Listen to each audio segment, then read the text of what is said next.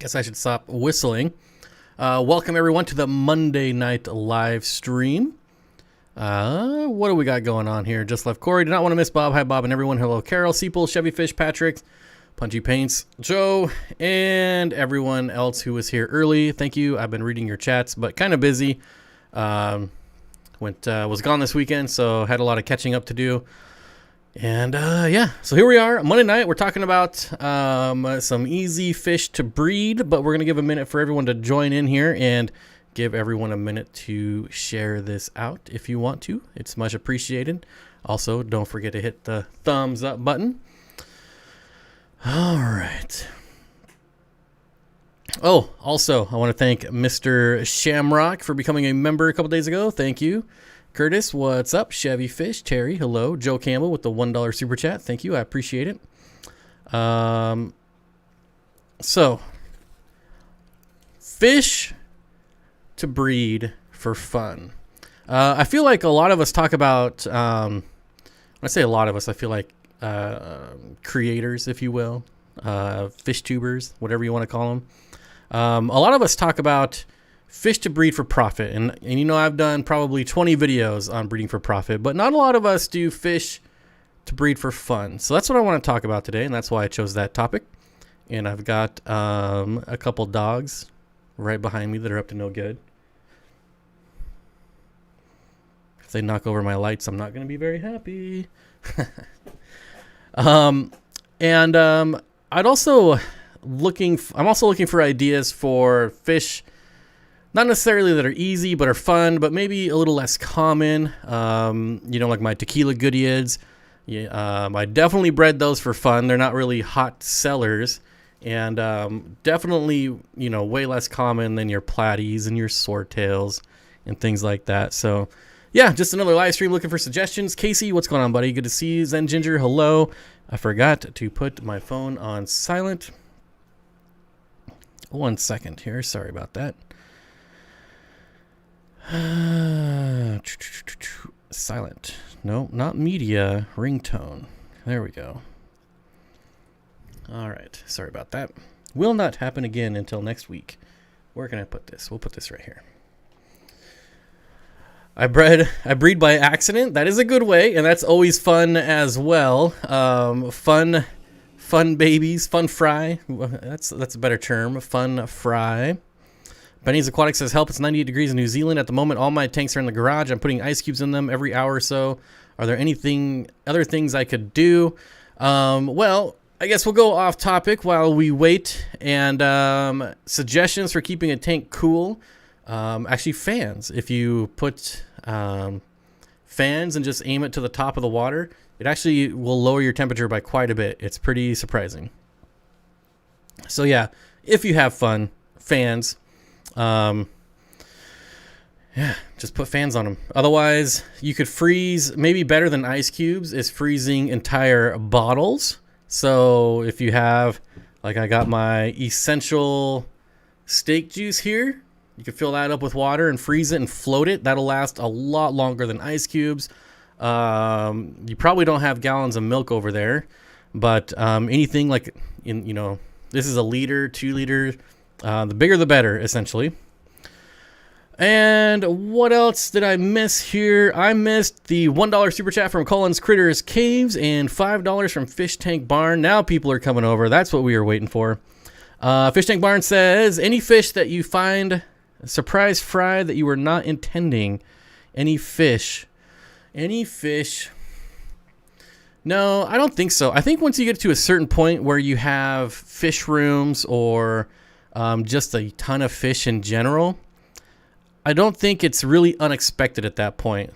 Like when you're going and you're walking through looking at all your tanks and you see fry, I don't really think you get, it's not really unexpected. You could be surprised maybe, but if you're taking care of them, they're just going to breed anyway. So Mr. Ninja says, I have 6 turquoise rainbows and 1 angelfish in a 75 gallon. I got 2 sponge filters, 1 aqua clear 70. How many more 4 to 5 inch rainbows can I reasonably add? 6. Oh man, in a 75 gallon, you could do like at least a dozen. All right. So now we've got some people here, I think. few hundred. ND says, man, I love all that Anubias. Tons of Anubias like that. Yeah, big pieces of Anubias. You can see it's just spreading all the way down the log. Easy plants are the way to go when it comes to planted aquariums. I'm telling you. There's not much easier than Anubias, but yeah, it takes a while to spread like this, but once it does, yep. Unholy Orders, what's up, buddy? 82 Guppies says guppies are easy to breed when you don't want them to breed. Yes, guppies, and I would also say endlers. That's one thing I think. I don't think about often, but I do think about is endlers. Like, you would think endlers would be just as popular as guppies, but for some reason they're not. And I get it. Some are a bit more expensive. Like, you can go to a fish store and buy, spend $1 on a guppy, which is not, you're probably not going to be able to do with an endler. But if there is as many endlers in the world as there were guppies, then you would be able to buy them for $1. But I'm always surprised by how did you manage to survive fry? Yep, that should have been eaten by something or died since it wasn't feeding. Since I wasn't feeding them. Yeah, the surprise fry that actually live. Andrew says endlers are water bunnies. Yep. So I've got a small list of easy to breed, fun fish. I guess all fish are fun. That's not what I meant to say, but easy fish to breed for fun, not for profit, for fun. Any advice on breeding clownfish? I have no advice on anything related to saltwater. Casey Summer says, I think I like endlers more than guppies. I do. I like male endlers a lot more than male guppies, but it's just personal preference. 4 male leopard endlers with 10 female cobra guppies right now. Well, that's going to be an interesting mix. I'm not sure why isopod is the pound thing of the day, but all right. I guess it's isopods for some reason. I'm shocked at some of the stuff they call feeders for live bears. A lot of those, like the red mountain minnow, obviously there's some in this tank here. Yeah, super easy. I mean, white cloud minnows, longfin, gold. It doesn't really matter. They're all pretty sweet to breed. A lot of fun to breed too. And I know my local club used to have a contest. I think it was our club. I can't remember if it was a club or a fish store now. But they used to have a contest on how many could you breed outside during a summer. Isopods are from Corey from Aquarium Co-op's live stream. Yeah, but I don't get the reference. That's the thing. How's it going, Bob? Hope all is good. Any updates on where you are moving? Not yet. Probably not to Olympia, though. I don't imagine that's much cheaper. Epistogrammas are fun to watch while taking care of their fry. So epistogrammas are on my list. Corydoras are on my list. Bristlenose plecos are on my list. And I definitely have cherry shrimp on my list. Cherry shrimp. I'm trying to think, like, what is more enjoyable to watch than like a bajillion cherry shrimp in a tank? They're always doing something, right? They're not just sitting around like, some of these big cichlids that just sit in one spot all day. Kind of boring. But yeah, cherry shrimp. I love my platinum dragon guppy black bar tiger endler crosses. Platinum dragon guppy black bar tiger endler crosses. I got them almost stable. Well, that is a mouthful. Oh, here we go. Where did that go? Christian says, I accidentally bred my beta I don't know how to say this one. Chanoids. Chan, whatever. By accidentally, I mean I left my horny female with 2 males for 2 days. Corey from Aquarium Co-op just learned that aquatic isopods exist as opposed to amphibian amphipods and scuds. It's about 50-50 as far as so if you take like land and freshwater isopods, versus saltwater isopods, I think it's like a 50-50 mix. I might be wrong. Like as far as, so there's like 5,000 land and freshwater and 5,000 freshwater. That's what I mean by 50-50. That's not the exact number, but for example. So yeah, I might be wrong. It might be land. Half the species are land and half are fresh and saltwater. But I don't remember. But yes. Yep. True story. Unholy Ogre says, I want to breed my cherry barbs when the males are red. They are sweet. That is actually a very easy fish to breed. I have bred that fish.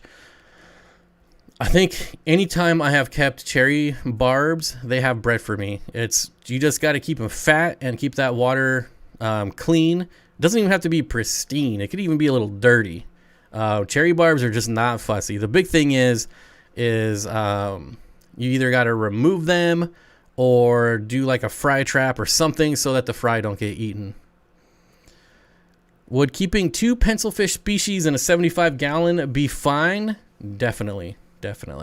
You know, you might not be able to, if they do spawn or if you see any fry, you know, they could be crossed, but as long as you're not selling them as a specific fish, that wouldn't be a problem. I would love to get a pair of scarlet batis and breed them, but that's something I think Thanos couldn't accomplish. Yeah, that's one of those things, like, when anytime someone claims that they've bred scarlet batis, I'm like, okay, buddy. Okay. Yep. You know, you don't got any pictures, you don't got any videos, but you did do it once back in the 60s. And, yeah, I don't know. I'm not saying it's not impossible, but, yeah, I don't know. I'm always skeptical when someone says that. Black neons, I've never tried to breed them, but I have several times also, loaches. I feel like a lot of tetras are that way. Like, you just put tetras in a tank, and to me, the easiest way to breed tetras is to get a tank that's full of moss. Just, you have like the whole thing is just carpeted in moss. The moss is growing up the sides, growing up the middle, it's floating around, it's everywhere. And that way, when they scatter their eggs, they fall way down. The fry have a lot better chance of surviving. You're not going to get like the best yields by doing it that way.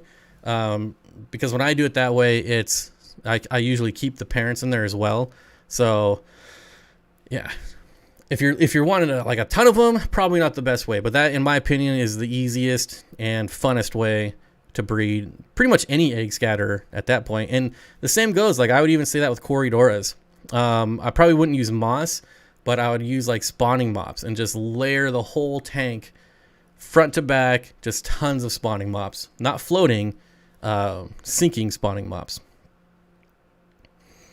Daisy's rice fish were great, particularly in pond last summer. Lots of babies for store credit. Yeah, and I think that's something that maybe we could talk about more. That's more for breeding for profit, but it doesn't mean it's not fun. Is just setting up a tote outside and throwing in some guppies or endlers or rice fish or minnows, whatever you want to throw out there, and then just collect them at the end of the summer and just take them in for store credit. It's so easy. It costs hardly nothing to keep a tub of fish outside. My tubs are run on solar, strictly solar, no batteries. So that means the sponge filters don't work at night, but it's not that big a deal. It's really not. Curtis says I should bring some Melanotania parva rainbows and then sell them to me.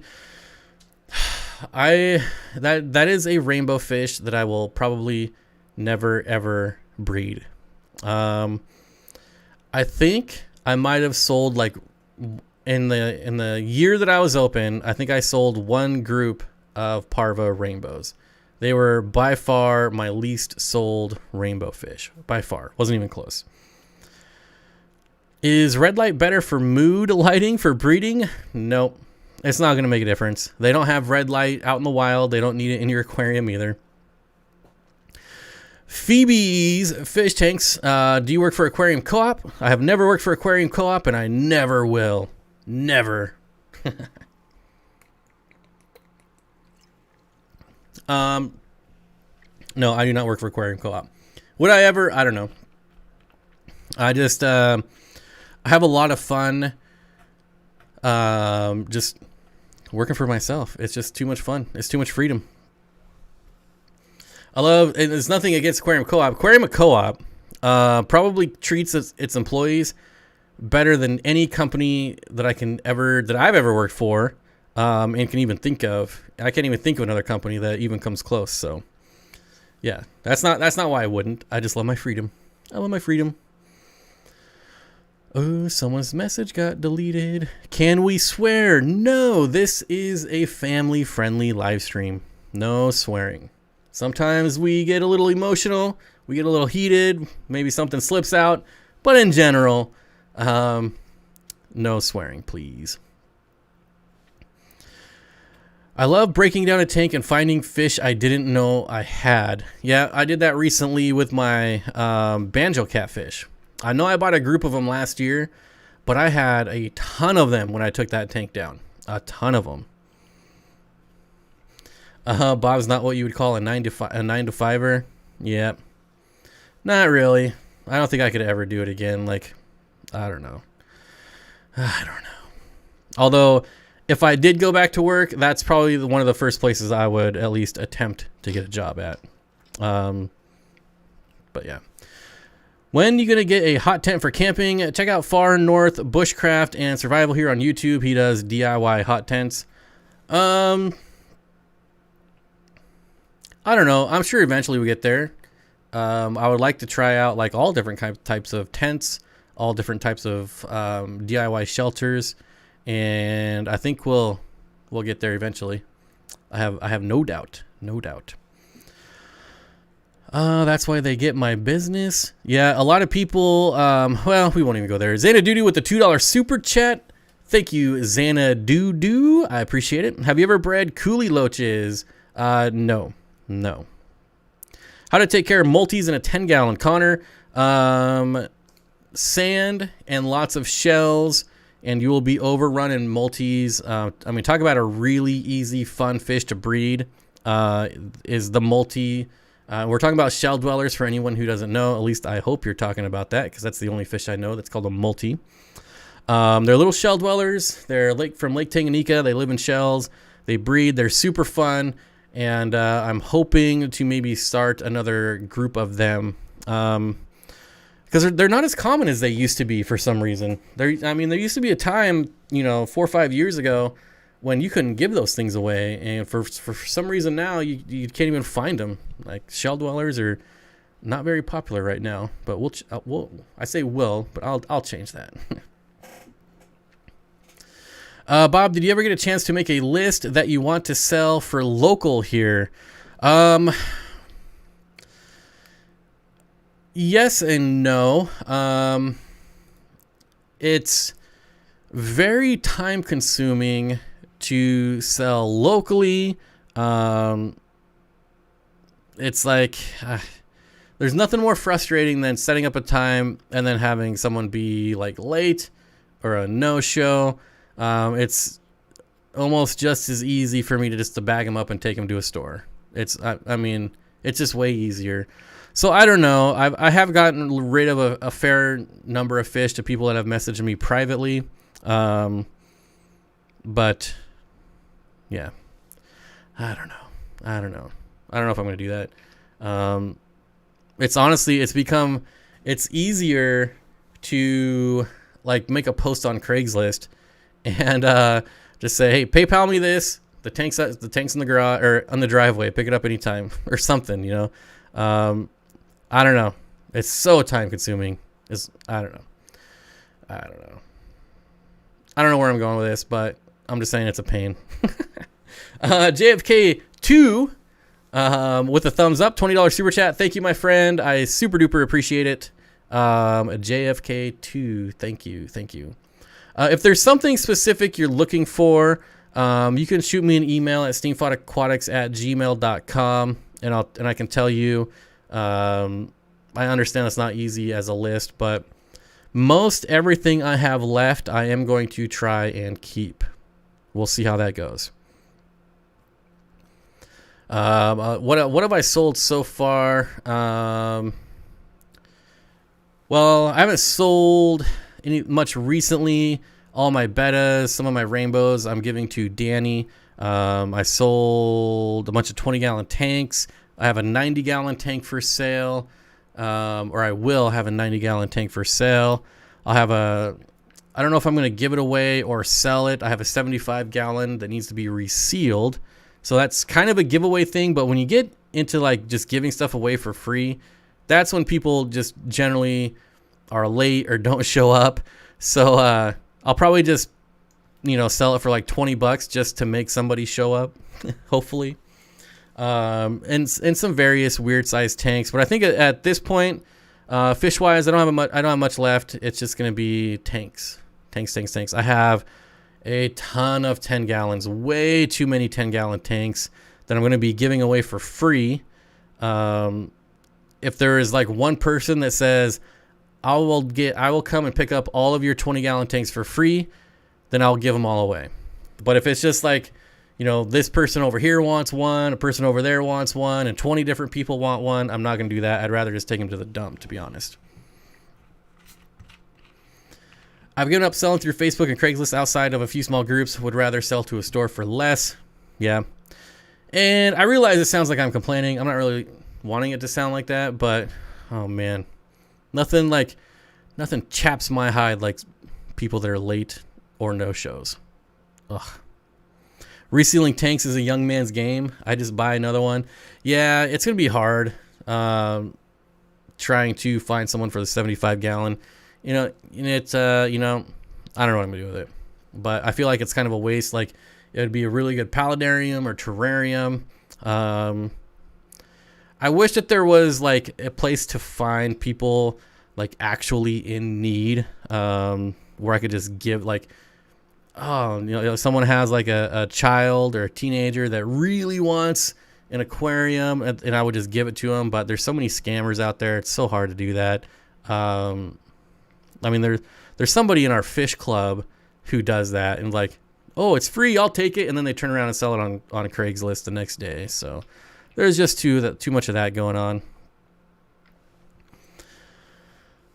I buy some stuff from you if you didn't live 2,500 miles away. Yeah, it makes it a little harder. Steenfott Aquatics, my bale meta lost his tail due to aggression with a female.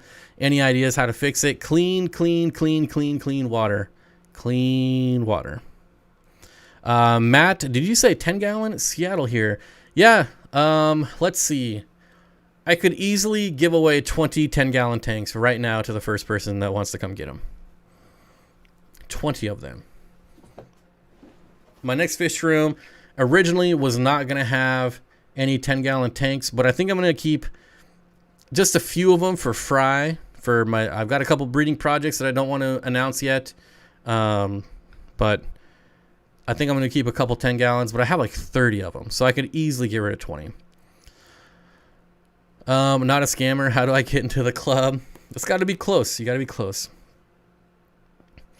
Natalie Drake says, I have this idea. I have an Exoterra terrarium, and I imagined a paludarium with a waterfall and having hillstream loaches. Any brainstorming on how this might work? So I will say this: when it comes to any the Zoo Med or the Exoterra terrariums, water test them first. Especially if they're the front opening ones. A lot of those leak like brand new. I'm not gonna say a lot, but more than you would expect leak brand new. So water test them first. But otherwise, my only other advice is there's so many videos on YouTube. You could check out Serpa Design if you're into terrariums and paludariums. He's pretty much the best in that genre. Hey Bob, how hard would it be to breed elephant nose fish? Thanks for the awesome words of wisdom in advance. Well, Malta Hijacker, thank you for wasting your $5. I appreciate it. I know nothing about breeding elephant fish. I've got 0 words of wisdom, my friend. I've kept one elephant fish that I bought on a whim, like you should never do. Yep, even us YouTubers do it. We're not, we're not always the best. I took it home. I even did a care video on it because I just love this thing so much. But upon researching it, They do like to be in groups, so I did rehome them to a friend, an acquaintance, I guess, that already had a small group of them because I could not get any more. But as far as breeding them, I've never done it, and I've never researched it. So, sorry. I'm sorry. I always feel bad when people super chat. I don't know the answer. Oh, man. Matt says I can take 10 gallons. That's fine. Matt just messaged me, or I should say email me at steenfottaquatics@gmail.com and let me know. I mean, they're ready pretty much whenever. Now, they're not, you're going to have to clean them. They're not like overly dirty, but I just emptied them and left the substrate in them. So, you know, you'll want to give them a good scrubbing, but free is free, and they all hold water. Well, they did. So, yeah, just shoot me an email at steenfottaquatics@gmail.com. Curtis Schindler linking our outdoor channel. Yes, get outdoors. If you haven't, check it out. It's got Jimmy's magical editing. Corey's been coming along from Aquarium Co-op, so check it out. A lot of fun, really cool videos, and you can watch how he somehow burned popcorn. I don't even know how that's possible, but he did. What are you gonna do? Casball says, Steenfott Aquatics, you're also a reptile guy, right? Yes, as a matter of fact, I just got certified in herpetology, so I'm a certified master herpetologist, whatever that means. So yeah, can small snake like baby garters get out of those Exoterra style doors, the horizontally opening ones? I wouldn't be worried about it. If they go towards the top and push out towards the top of them, I suppose it's possible, but you just don't put any like hardscape towards the front top. Like, not a lot of people do that. I don't know why you would. It would block your view. But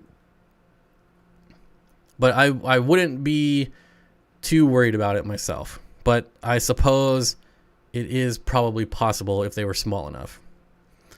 BM3 Aquatics says, any nanofish suggestions for a planted 6-gallon? Have pseudomagills and other tanks, CBDs, also pygmy cories too. Any other good small fish? If you can get a hold of Heterandria formosa, which is the world's smallest live bear, I would definitely get those. That's pretty much always my suggestions when it comes to small tanks. S, yo, what's going on, S? Good to see you, my friend. What else do we got going on here? Hit the like button, people. Do not forget to hit the like. We have, holy smokes, 450 people here and 170 likes. Yeah.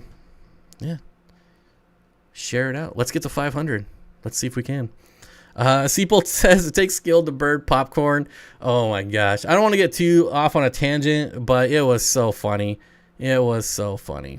And then Jimmy just came over and just cooked it perfect like the very first time. It was so funny.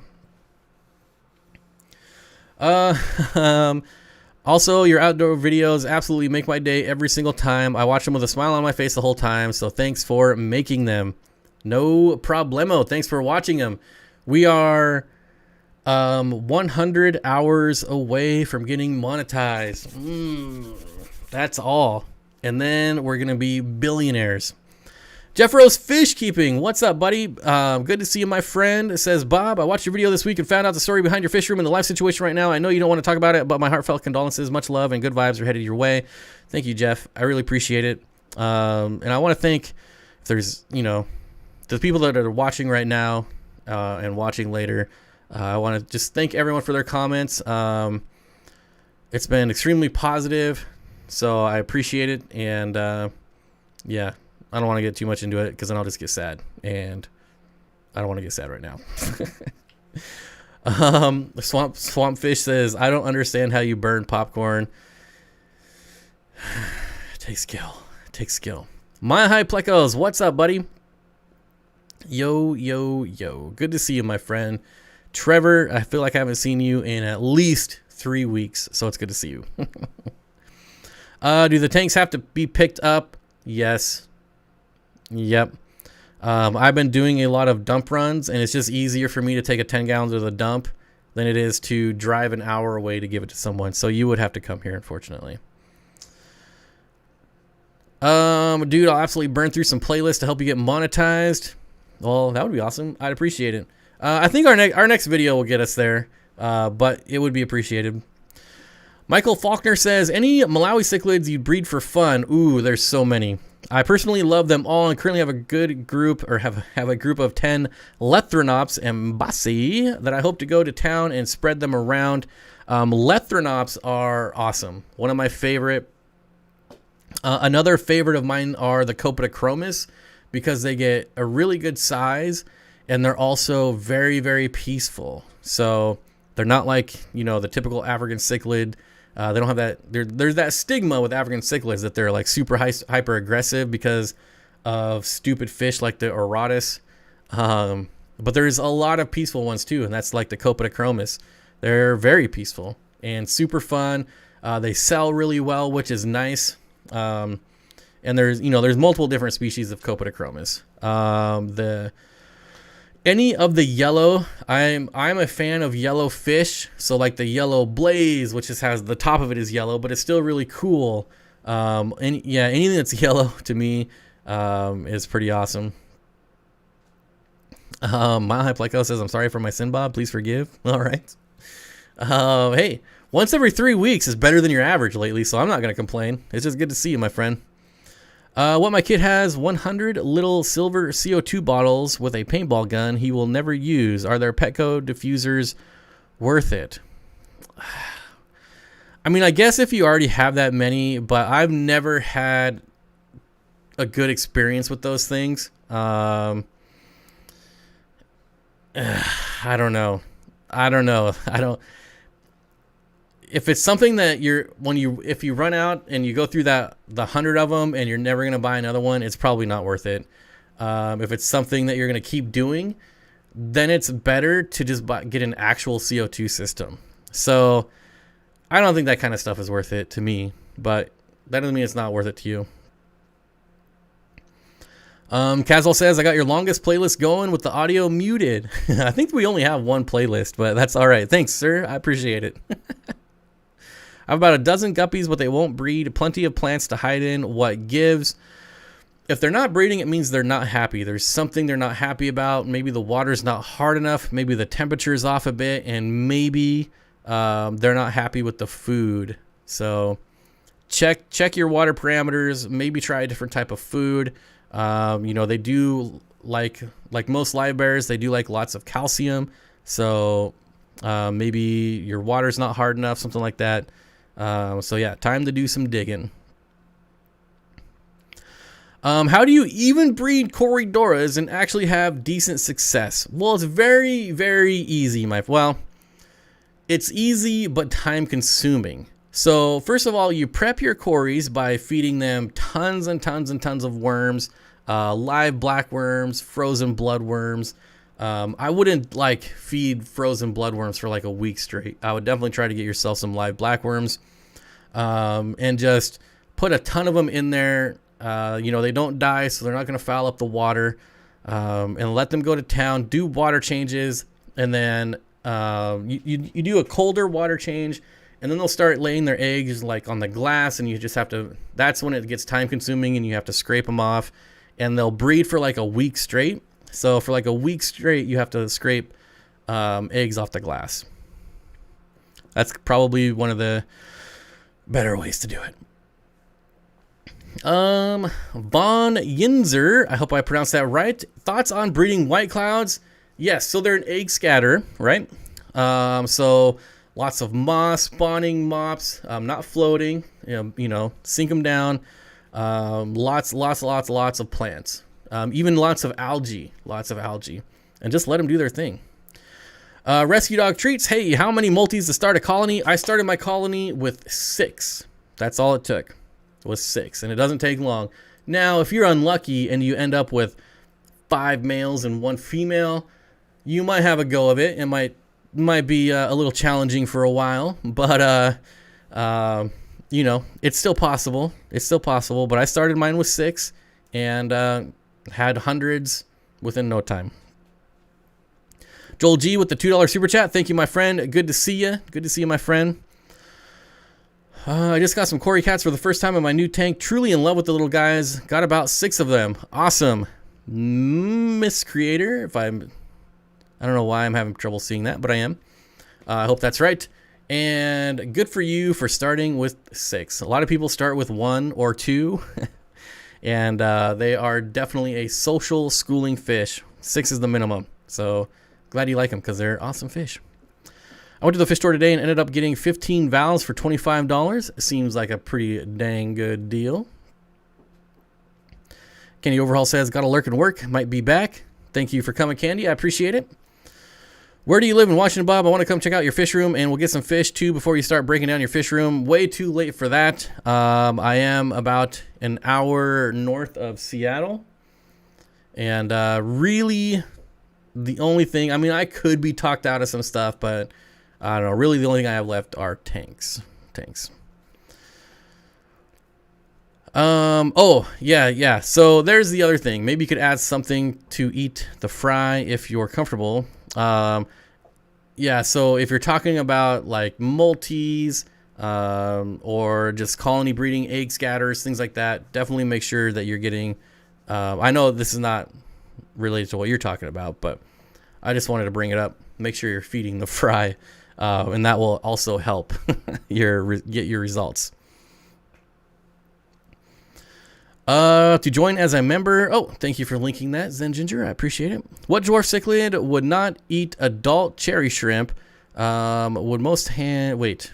What dwarf cichlid that would not eat adult cherry shrimp would be most hands off to breed?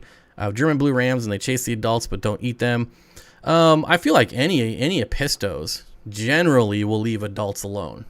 So go with apistos and breed them, and breed a lot of them, because this hobby needs way more apistos. Tim says, I'm an exotic animal trainer. My friend was going to flush his tank of betta fish because he had to move. That is a terrible idea, but I adopted them, but trying to breed them. Any tips? Well, what kind of bettas? I'm definitely not a betta breeding expert, but yeah, what type? And congrats for adopting them and not letting them being flushed. That is terrible.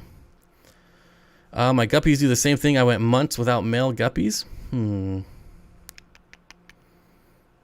Where can I get apistos online? Probably one of the better spots is, unfortunately, the Wet Spot Tropical Fish, which is in Portland, Oregon, but they do ship, and they generally have a decent selection of apistos. I think I just hit Bubba Tech luck and nature found a way. We'll be prepared. A fine spot to sell them. Bettas have... Oh. Tim Sparks. Fresh Aquatics says, be prepared and find a spot to sell them. Bettas have massive spawns. You can get overrun pretty easily. Where can I get cheaper multis from? Cheaper than what? They're usually about $9. That's about the going rate. McMasterai specifically. Man, the answer makes me so happy. I've been dying for some epistogrammas. McMasterai specifically. I've kept McMasterai with cherry. Now, they'll definitely pick off, a fry or a shrimplet, or even like a good-sized juvenile. But generally, if you're keeping them well-fed, they'll have no reason to go after adults. They'd have to be pretty hungry to go after an adult cherry shrimp. Have you and Tom Segura ever been seen together in the same room? Negative. Batman and I have also never been seen in the same room. So keep that in mind too. Miss Creator says, I'm addicted and have 4 tanks. That's how it starts. Now you have 4. Next year you'll have 30. That's how it starts. Steenfott Aquatics, you could also do a giveaway some of your fish before the fish room gets torn down. So I mean, the fish rooms are already torn down. I mean, the walls are still up, but it's a disaster zone. And I'm not looking to add any stress to my life right now, like the stress of shipping fish. And I apologize if that sounds really greedy and whatever, but it's already stressful enough. And shipping fish is stressful, so I don't want to add the stress of shipping fish. So it's either a local or they're going to a local fish store. But yeah, Samantha says, I have more than 50 Cory fry right now, and I'm so excited. That's awesome. That's awesome. Fry are amazing. Okay, everyone's answering questions here. I like it. C-Paul says, for corridors, do cold water changes work with snowstorms too, or just when it rains? I'd imagine it would work. It's basically whenever like the barometric pressure drops. So that would probably work as well. I heard you broke your arm and tore your patellar tendon, TS and PS. What? I have no idea what that means. I don't know. My arms, they're doing pretty good. So, but Bob don't have a broken arm and leg. Oh, is that some Tom Segura thing? I don't know. People keep telling me that I look like him, but I don't really know too much about him. Steenfott Aquatics, for people that are looking for Pistos, here is the link. Check this guy. Links don't work. Unfortunately, if I allowed links in chat, we would get spammed nonstop.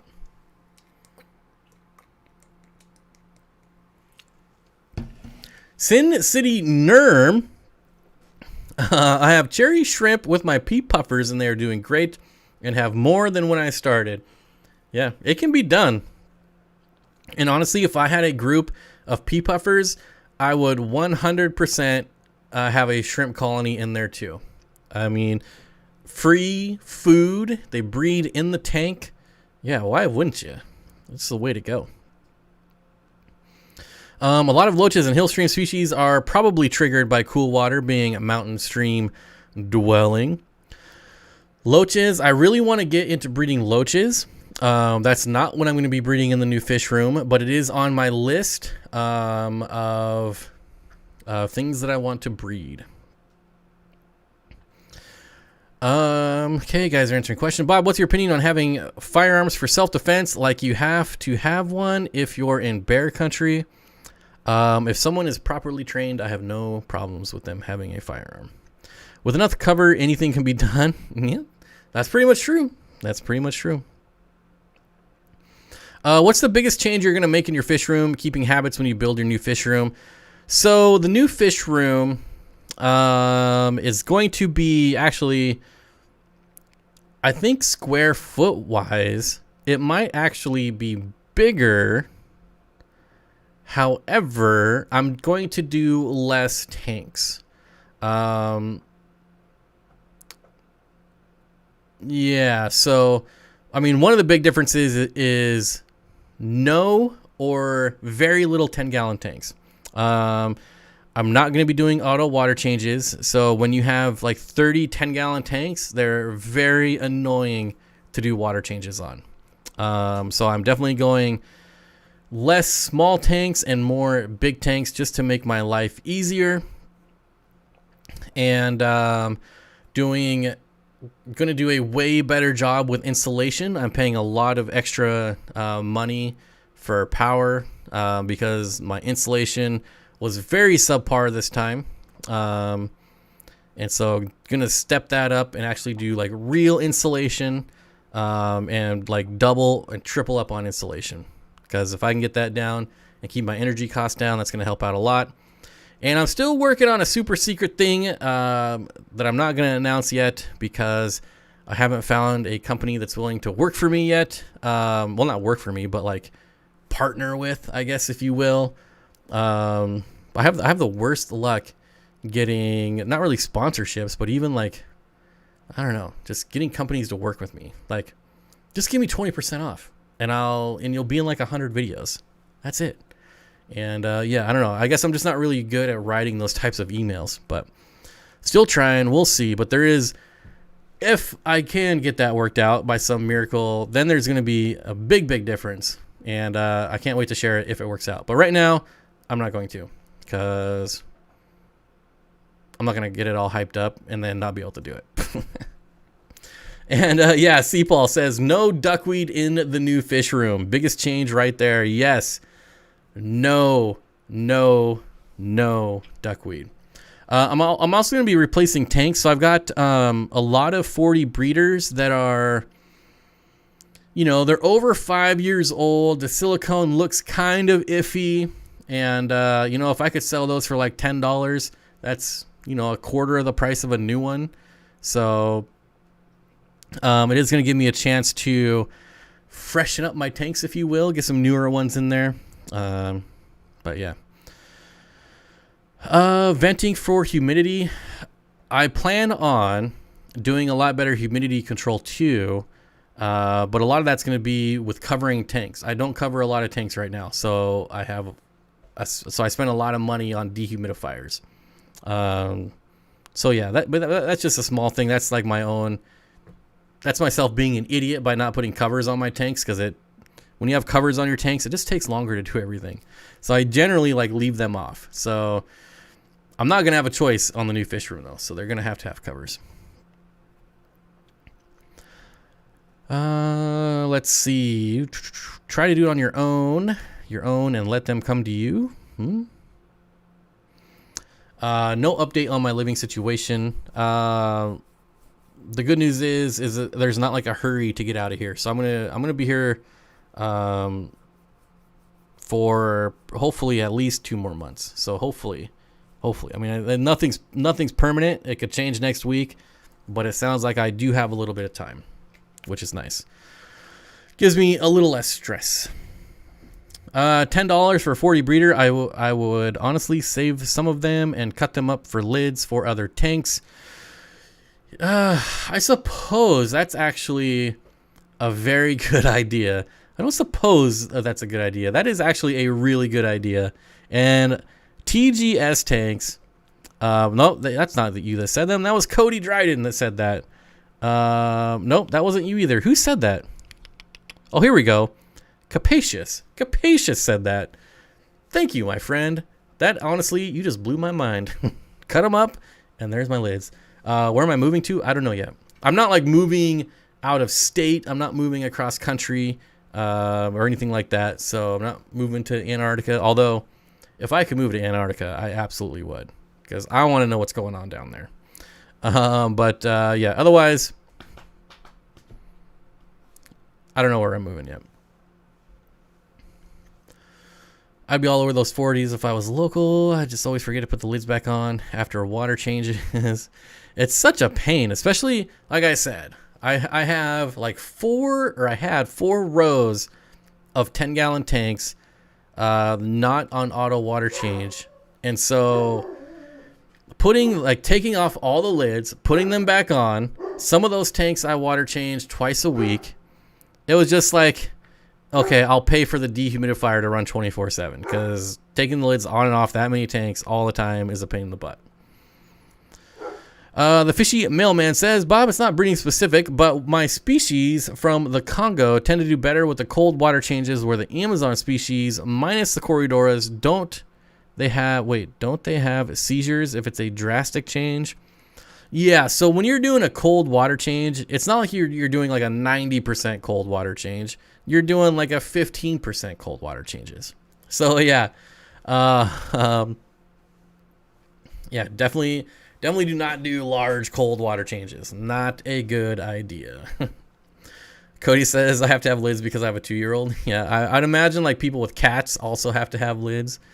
Dog barking. Yep. Don't get close to my house. I will know.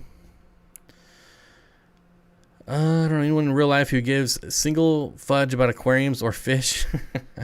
Fish people are everywhere. I don't know. Like aren't aquariums and fish like the most popular of all the pets, even cats and dogs? I don't know. I could be wrong. Oh wow, you're like the only person I've heard other than me wanting to live in Antarctica. Oh yeah. Are you kidding me? There's some fishy stuff going down there in Antarctica, and you know what? I would absolutely go there just to find out. Live there, sneak around.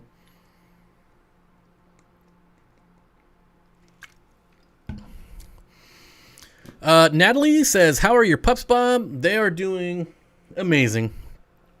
I got, besides them being very annoying the last couple days, but that's my own fault because I bought a 12-pack of tennis balls and I just threw them up in the air. So now there's tennis balls everywhere. They're shredding them. and it's created a big giant mess, but they're having a ton of fun, so it's worth it. But man, there's like tennis ball halves all over the place. The cloth covers are all over the place. Ugh. Fish are cooler than cats for sure. I don't know, cats can be pretty fun. Like, obviously I'm a dog guy, but I just can't, like, you know, harp on cats. Yeah, they puke a lot. They eat a lot of weird things. They always get hurt, like have random diseases and issues, and they're weird, but I can't knock them. They're still pretty fun. They're still pretty fun to play with. Cat broke the lid on my daughter's tank, jumped off a bunk bed. Wow, this is the same cat I've had to pull out of my pond and my fishing. That's the one thing about cats. Yep. Your Dobie wouldn't like Antarctica? No, he is definitely anti-cold. He does not like cold weather. He doesn't even like warm weather. But he also doesn't like hot weather. So there's like this very like 20-degree range that he falls into. If it's too hot, nope, he's out of there. If it's too cold, he's out of there. Like 63 to about 80, I would say, is his range. Man, I was smiling cheek to cheek about Antarctica. I'm telling you. There's some shenanigans going on down there. Don't even try to tell me there's not.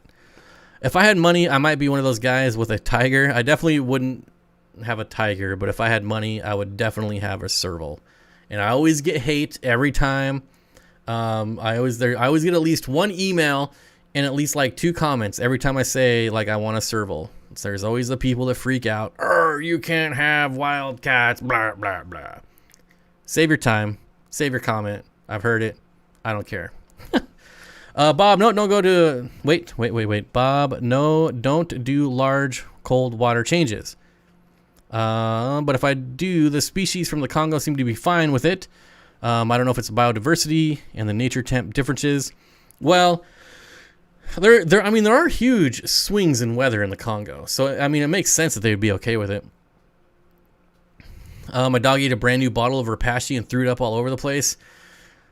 Luckily, I haven't had to deal with the puke, but I have had some dogs go through an entire can of fish food before, and I was waiting for the puke and it never came, so that was good at least. Paul, what's up, buddy? Hey, Bob, I'm setting up a 20 long for a trio of Apisto Hongsloi. Awesome. One of the females started laying eggs in the quarantine tank. FYI, moose antlers are last forever chew toys. I have elk antlers. Wonder if that's much different than moose. But hey, your Hongsloi are happy if they're breeding anyways, they're happy if they're breeding in the quarantine tank. That's pretty awesome. Servals are the gateway drugs to tigers. I had a lynx and a Bengal. All right, that I could believe. Servals are a gateway drug to tigers, but I would never have tigers. If a cat jumps onto your tank, but you remove the lid, it will only take a couple dunks and the cat won't do it again. At least it has worked for some people I know. That's kind of funny. Water culture says, I've noticed large cold water changes encourage my cories to breed. That is one of the secrets to get cories to breed. Cold water changes. Rach says, my ambassador platyfish got nibbled by a few should don't die. Unfortunately to death.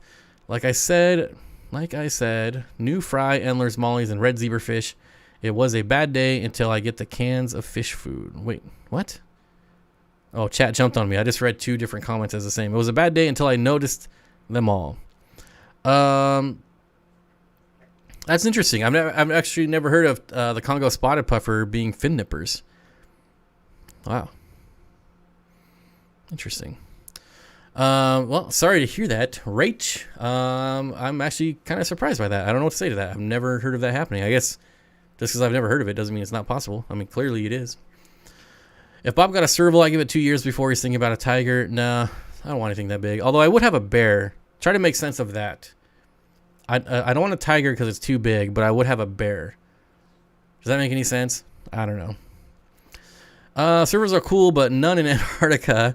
Try an ocelot instead, a bit tamer, an ossicat. Antarctica is it's really cool, but not in Antarctica. I wouldn't be surprised. I bet. I don't know. You just never know what's going on down there. Yeah, I feel my field is wildlife management. That is awesome. I can understand those comments. I do prefer seeing wildlife in their natural habitat. Went to South Africa in 2019. It was a blast to see the wildlife. Yeah, so the thing is, I just don't think people understand how I would keep a serval. Like, I understand there's lots of people that buy servals thinking that they're just a large house cat, just let them roam around their house. That is an absolute terrible idea. They pee everywhere. They're super active. They love water. I would definitely have a gigantic outdoor enclosure, pools, all that stuff. So I would have to be like super mega rich before I got a serval, because the enclosure would cost 10 times the amount of the serval, which are like 15 grand. The Fishy Mailman says, Bob, I want a Bengal cat. I had them follow me for a few blocks to the point that if I got my truck, I was taking it home. Yeah, I mean, Bengal cats are cool for sure. Bob Exotics, he's never going to financially recover from this. First rule of Antarctica, don't talk about Antarctica. Oh, here we go. An actual fish question or comment. Pistogram and McMaster look almost as good as German blue rams. I think that will be the way to go. I'm still too normie to love a bland looking fish. Are there bland apistos? I don't think so. There's definitely less colorful apistos, but I don't think there's bland ones. But McMaster are really cool. I've bred them. They're not very hard to breed. They're super fun to breed, so I definitely encourage McMaster. Bob, moose antlers are much harder. My Connie Corso goes through elk antlers in a couple of weeks. The moose antler lasts him years. Interesting. Free Joe Exotic says, did I hear tiger? Free Joe Exotic. What's up, buddy? I haven't seen you in forever. Good to see you, my friend. Hope jail is treating you friendly. Sorry you didn't get pardoned there in the last couple days, but that'll happen. I had the platy with just one, but I noticed the fin nip. Added 2 more puffs, and he passed. The Amazon puffer with the weird blister on it is going away quickly. Thankful for Corey's trio. It popped. Well, I kind of figured it might. That's good to hear, though. I came really close to buying a Let fox. I had a fox as a fishing buddy while I was in the Marines, and she was so cool. Got super close to getting the license and buying one. Yeah, we can't have foxes here in Washington. Very unfortunate. Mountain Greenery says, at what age do panda cories start breeding? I don't know. You really can't put an age to it. I mean, because you can like power feed them and have them ready like months. If you're just feeding them regularly, they're going to take longer. So while some people might have them ready in like 6 to 8 months, other people might not have them ready for a year. So there's too many variables on, how fast they reach maturity. But generally, it doesn't take that long. Thoughts about keeping native fish you catch? I mean, one, make sure it's legal. In Washington State, it's illegal. And I don't know. I guess if you have the proper setup, like I would never take a rainbow trout out of the sound and put it in a 55-gallon aquarium. Like that's just a terrible idea. Like I would never advocate for that. But if you're taking, I don't know, if you're catching like rainbow trout and you have like a gigantic pond at home that you want to throw them in, I don't see the harm in that. Especially if they're already native. Like, what's the harm? I work for a wildlife rehabilitator, and they are beautiful animals but need their respect. I guess, you know what? If I was able to get a job in some type of wildlife management, like not like Fish and Wildlife, like the Department of Fish and Wildlife. I don't know. I don't really like a lot of things they do, but like some sort of, I don't know, a rehabilitation center or something. I would definitely go back to work for that. I think that would be a lot of fun. What is my favorite rainbow? Some of my favorite rainbows are the Radinocentris, any type, Parkinsoni, Bosemani, and Herbert Axelrodi. Some of my favorites. Rach with the $3 super chat. Thank you, Rach. I appreciate it. Miss Creator says also works for a fish hatchery. And yeah, trout need a lot of space and a lot of flow and cold water. Yeah, so that's definitely a huge problem people will run into when they try to keep fish, like native fish. It's hard to keep your water cool if you don't have a glacier runoff like we do here in Washington. So, yeah, it's not too hard to keep your waters cool here in Washington. But if you're somewhere else, you don't have glacier runoff, you might have some issues. And not everywhere in Washington can do that. Like one of my water sources does come from a glacier runoff, so it's always really cold. But not everyone has that. So I also don't have a big pond, so I'm not going to do it anyway. So what's the point? But I'm just saying, make sure you're keeping them responsibly, I guess. A friend turned me onto rainbow darters. They look amazing. I'm not sure if I'm ready to give them a go, but for native fish, they are stunning. Yeah, so if you want native fish, I would definitely buy them because that makes it legaler. Definitely still make sure it's legal. Like I cannot go out and collect a garter snake and bring it home, but if I was to buy a garter snake from out of state and have it shipped to me, that is legal. So, just make sure it's legal. You don't want any problems with that stuff. Bob needs to start a place like Chandler's Wildlife is building, just tons of fish and reptiles. Yeah, I'd want to do it. And so I'm gonna say this right now. I don't know anything about Chandler's Wildlife. I don't know who that is. I have no idea. But I know when you see a lot of these rescues, or I don't know what else you want to, we'll just say rescues. Excuse me. A lot of them are just hoarders, right? I mean, let's be real. You look at a lot of these, we rescue reptiles, we rescue fish, we rescue cats or dogs or whatever. A lot of them are just hoarders, and they're not very responsible. And I would love to do an animal sanctuary, but I definitely don't want to do it like some of these people where they're just hoarding and just packing as many animals as they can, especially YouTubers. And again, I'm not calling out Chandler's. I have no idea who this is, but there's definitely a lot of hoarders on YouTube that are rescues that just keep getting more and more and more for views. And then you start seeing it died with the clickbait thumbnail, and there's too much of that going on. I don't know how I got sidetracked onto that, but I would love an animal sanctuary one day, as long as don't turn into that. If I ever turn into that, you guys need to tell me. Taking a break from this fish room rebuild. Chevy Fish, it's a hilarious movie, but it's like 5 when I saw it. Ooh, movies? I like movies. Steenfott Aquatics, we have an invasive species here in St. Lawrence River called a round goby. I'm trying to catch one for an aquarium. I've never heard of the round goby. I do. So earlier I was asked what I would change, in my fish room that I did in my current fish room. I'm also gonna be changing my ponds. So going forward, I'm only going to be putting cold water species in my ponds. So like rainbow darters, rainbow shiners, gobies, things like that. Native, I want to do native cold water fish. And like I said, because I've got a source for cold water, so it's not really that big of a deal. And yeah, there you go. Ponds are going to be different too. Who is your favorite aquarist YouTubers? I mean, it's going to sound cliche, but Aquarium Co-op. I mean, really. And just because of what they do and what they stand for. Also, thank you, dude, guys. Please don't take wildlife out of their natural habitat. You can get fines and in so much trouble for that. I will tell you, I have been tempted.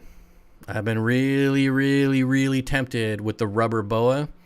First of all, you can't get a rubber boa anywhere, right? Nobody sells them online. At least me, I've never been able to find them anywhere. And when I see them in the wild, I'm just like, I really, really want that. And I'm kind of a jerk because I do pick them up. I let them wrap around my neck. They love to go around your neck. That's the nice thing about rubber boa, even wild ones, they're super docile and they love to be warm. So they'll just wrap around your neck to stay warm. And yeah, such a super awesome fish. And so when I see him, I'm so tempted. I mean, I'm never going to do it, but I'm so tempted. So tempted. I wish I could find a reputable breeder of the rubber boa. So if anyone knows, I don't know. I can't even take one right now anyway, so I don't know why, if you know one. Corey is a great guy. I can understand why you say that. Yep. My High Plecos is back. What's up, buddy? Caswell says, will McMasteri raise their fry by themselves, or will they just eat them? I know with rams, it can take a few spawns. You could pretty much say that with just about all cichlids. You know, what makes them a good parent? I don't know. Sometimes they just know right off the start. Like, these are my kids. I shouldn't eat them. I'm supposed to take care of them. And I've had others where it's taken like 6 spawns before they figured out, oh, I'm not supposed to eat these. So, I don't know. Epistos are definitely that way. Rams can be that way. I've had, you know, my Bolivian ram spawned and cared for their fry right off the bat. And I think my McMasteri took 3 spawns before they figured it out. So I don't know. I don't know what you know, what causes a good parent. Instincts. I don't know. Sometimes it just takes a couple times. So don't be surprised if the first couple spawns they do eat their fry. Cody says if you get a bunch of native fish, I might have to come by and see. Round gobies are all over the Great Lakes. Interesting. I recently started trying to discover smaller YouTubers too. Sometimes you find gems, like listening to underground bands. Yeah, that's definitely out there. And there's also, you know, there's also when you start getting punished for being a bigger YouTuber as well. Because a lot of people like the small guy, right? And then so, I mean, I've seen it. And I'm not even that big. I'm only, 50,000 subscribers. And when I was smaller, there were certain people that would support me, and now they don't. And because they like the small guys. So I get it. I mean, I'm always looking for smaller channels too. Just the way it goes. Once you get to a certain size, people bail on you. It's life. They like the underdog, I guess. Have you ever kept Labiotropheus trevovase before? You know what? I actually think I have. I'm just going to Google it just to make sure. Oh, no. What was the trevovase? There was a cichlid trevovase that I did keep. So the name's familiar, but it definitely was not that one. Would CBD pick off shrimp, or would it be okay with CBDs would be okay with shrimp for sure. They're pretty small. Their water box is a good, not big YouTube channel. Didn't he stop uploading though? I thought like he's active on Facebook all the time, but I don't think I've seen a video from him in a while. I'm gonna look.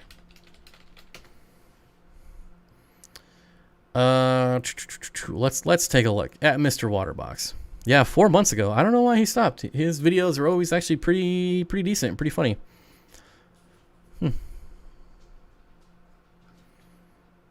Yeah, 4 months. It's always weird to me when like just people disappear like that. I don't know. Well, he hasn't disappeared. Like I said, he's still active on Facebook. Round goby is an invasive species in the Great Lakes, and we are supposed to kill them if we catch them. See, and that's actually another excellent reason of why you should not keep illegal pets, because if they get found by Fish and Wildlife, they're gonna kill them. They don't try to rehome them. They don't try to ship them somewhere. They pretty much kill them right away. So, yeah, I would hate to have something illegal get attached to it just to have them come in and murder it right in front of me. I'm not about that.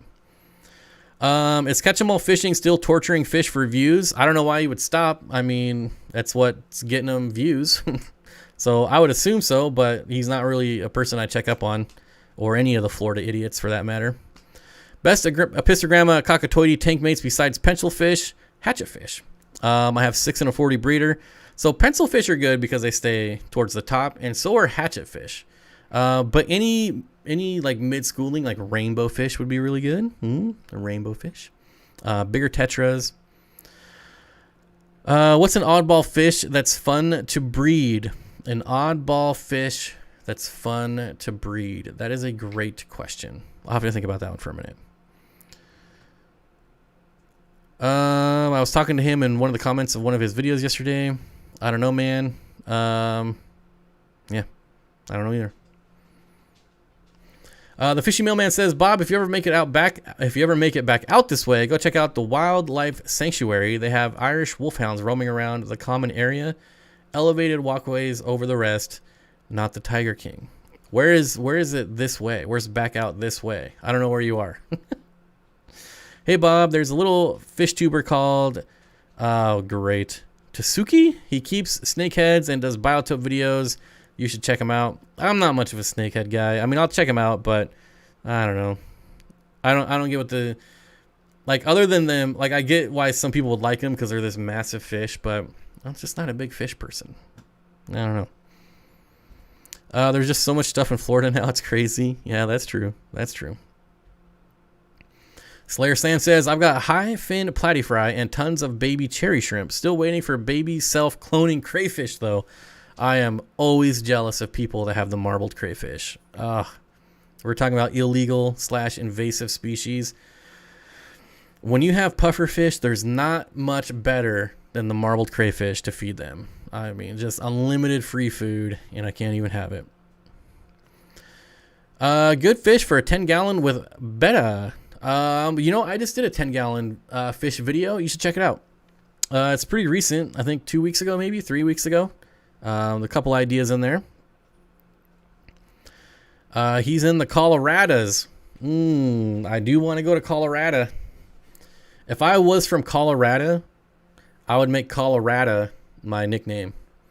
Colorado Bob. That would be my nickname. Bare Bottoms Aquarium says, let's not talk about snakeheads for 45 minutes again. Yeah, exactly. Regina with the $15 super chat says, looking forward to your new Get Outdoors video, Burnt Popcorn. That one's going to be 2 videos away. We actually have a backlog of videos now, which is pretty awesome. But it's going to be pretty funny. It's going to be pretty funny. The Burnt Popcorn.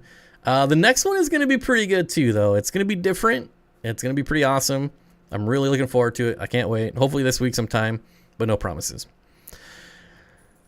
Slayer Sam says, yes, I'm trying to breed self-cloning crayfish for my Mbuna. Yeah, I mean, as long as you got the hardness, like the calcium, you're good to go. Hopefully. That's a dumb nickname. Well, you're a dumb nickname. Trevor's a dumb nickname. Actually, I think I'm the one that gave you that nickname. Don't you ever disrespect Colorado Bob like that ever again, Trevor. There's a John Wayne movie where the guy's name is Colorado. Colorado, but you know how John Wayne says it, Colorado. Anyone ever give you a nickname Bibbidi Bobbidi? Not yet.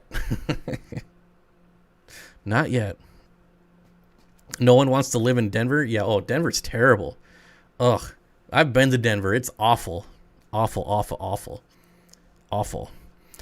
And if you were in the Colorados, you'd have some marbled crayfish. Yep. I like the state, but Denver, whew, talk about a crap hole. Cuddle bone for calcium. Better recommendations. When I need calcium, I like to do the substrate. So I like to do aragonite or crushed coral. I like to do something a little bit more permanent than like cuddle bones. They make like oyster shells. If you go to like a co-op like that sells like chicken stuff, they sell shells there, and you can put those in your tanks. I've done that before. What else we got? Do dwarf chainswords have long stems with thick leaves when not converted? I mean, it depends on how long you're talking about, but they're definitely thicker leaved, and yeah, it really depends on how long you're talking about. Sin City Nerm says, Rio Bravo with John Wayne. Yeah, Colorado. Colorado. That's right. That's definitely a good movie. It's almost exactly like the other one, though. If you know Rio Bravo, you know that there's that other movie that I can't remember that's exactly the same with John Wayne. It's getting a little out of control here. Will wonder shells increase pH? Generally. Wait. I don't think they will increase pH. No, I take that back. They're strictly calcium. I agree. I'm looking for Troyewavase Chalumba at the moment. We'll see if I will buy some. Got to start a new tank if so. Regina says, I'm dying of laughter over here. Why? What's going on? What happened? What happened? Bob's Car Channel, Rust, Relics, and Revivals. There is going to be an actual video released on that channel pretty soon. Surprise, surprise. I kind of gave up on that channel for a while, but yep. New video coming soon. Coming soon. Phoebe at Jeffro's Fish Keeping. Lurking. Phoebe? Steenfott Aquatics. Think I could put a Batis in with my chili rasboras? Yes. 20-gallon tank, lots of plants, and for the little guys to hide. I think chili rasboras and Batis would be an excellent combination, and I wouldn't even worry about them killing them off. Pea Puffer with a pair of German blue rams and a 30-gallon long low boy. Thoughts? I don't think that would work. I've never done it. I've never researched it, but just knowing blue rams, especially if they start spawning, they're probably gonna kill it. Phoebe, make Jeff pay attention. Make Jeff pay attention. Platies and a blue Panac breeder. Okay. You know, K-Stu, when it comes to breeding plecos, outside of bristlenose, I generally don't like to put anything else in the tanks with them. Some people do. Some people have really good success doing that. But when it comes to like the eggs, the easier it is for me to make sure that the water stays clean, the more I like it. So if I'm trying to breed something specifically, I don't want to add anything else that's going to add additional poop and add additional maintenance. Because I don't want the eggs to fungus. I don't want any of that to happen. So I generally steer away from that strategy. But like I said, there's some really good breeders that breed both in the same tank. It can be done. Support for the move.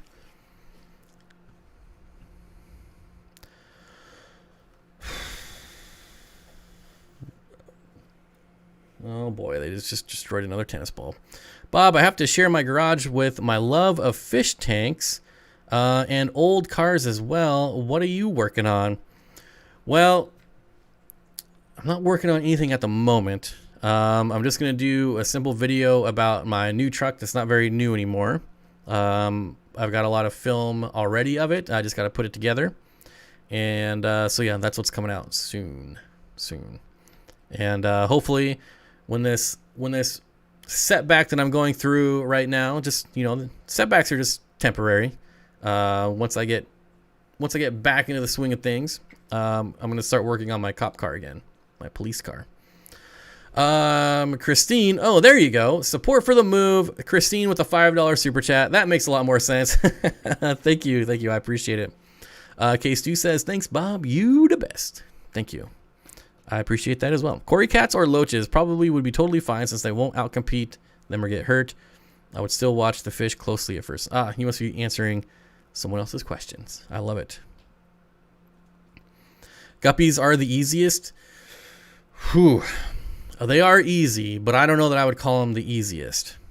I don't know what I would say or what I would suggest that's easier, but I would say things like bristlenose plecos are just as easy. Well, for me anyways. Maybe not for everyone else. I may be lurking, but at least I'm here. By the way, I'm Jeff's better half because you look a little confused. I kind of put it together there. It took me a second, but I did put it together there.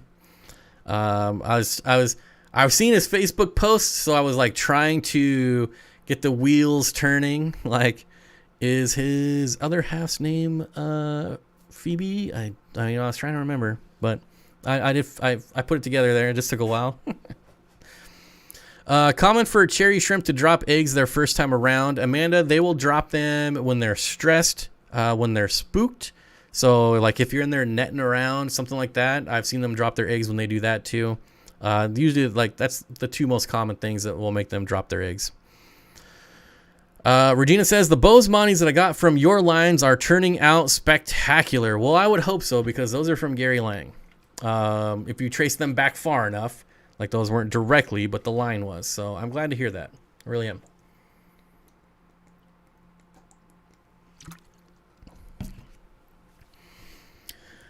Casval says, ever do live black worms in your substrate like LRB does? I don't get why everyone does not do that. Good for the substrate, good for the plants, and food for fish. Only when I'm trying to breed stuff will I dump in black worms like that. Because there are instances. See, Lucas probably, I mean, you could bet that Lucas knows what he's doing. He knows the right amount. He knows, he's probably pretty good at that. But I wouldn't tell some rookie fish keeper to dump in a pound of black worms, because they can die. It can really ruin your water if that happens. So, yeah. But me, the only time I do it is when I'm breeding and trying to just pump a ton of protein into their diet. Phoebe at Jeffro's Fish Keeping says, just some love because I appreciate you reading everyone's comments. Thank you, Phoebe. I appreciate the super chat. I like the icon there too. I'm soon going to be setting up and making a series on a black water tank with a lot of botanicals and a 24-liter fluval edge on my channel. Biotope habitat for scarlet batis. Really excited to breed them. Well, good luck. Good luck. Bearded Bob's Fish Room. What's up, buddy? What's up, Fish Tube? Hey there, other Bob. Good to see you, my friend. Doogie says, struggling to keep autos healthy after they've eaten all the diatom algae on a new tank. Any tips? Boy, I hate to say it there, but autos are definitely a fish I would never, ever, ever put in a new tank, because of that same problem right there. So many people have that problem. Yeah, you really need like a really, really seasoned tank. Honestly, I would never do autos in a tank that wasn't a year old. I'm not saying that you need a tank that old to be successful, but anytime I've done autos in a new tank, it's like trying to figure out what they'll eat. Because, I mean, I've gotten batches of autos that'll eat cucumbers, and then I've gotten batches of autos that won't even touch them. I feel like every time I get new autos, I have to go through this whole laundry list of food that they'll actually eat this time around. And they're always a pain. Or I can put them in a tank that's old and well seasoned, and I never have an issue with it. So yeah, unfortunately it's just like, for me, I always have to go through, like, sometimes I go through 3 or 4 different algae wafers, different vegetables, rapashi. It's just a pain. Leaf litter is a good suggestion. Leaf litter, boiled cucumbers. Yep. I mentioned cucumbers there. And unfortunately, when you start throwing all these foods in there to try to get them to eat something, what is that going to do? It's going to rot. It's going to ruin your water. So then you have to do more water changes. And autos are awesome fish. They're inexpensive, which makes them even cooler. But they can be really finicky and cause a lot of issues.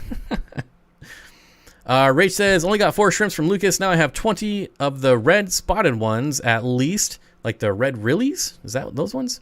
I think my pups might want a snack. Only if I have too many relaxed shrimp people, I'm digging them too.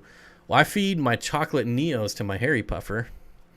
Hey, Bob, how good of algae eaters are zebra plecos? Terrible.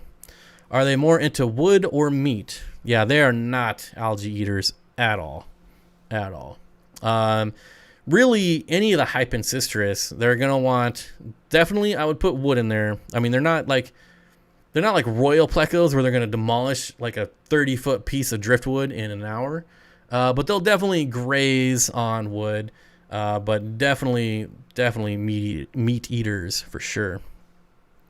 So yeah, give them their protein. You know, they'll rasp on like cucumbers and things like that, but they're not specifically vegetarian.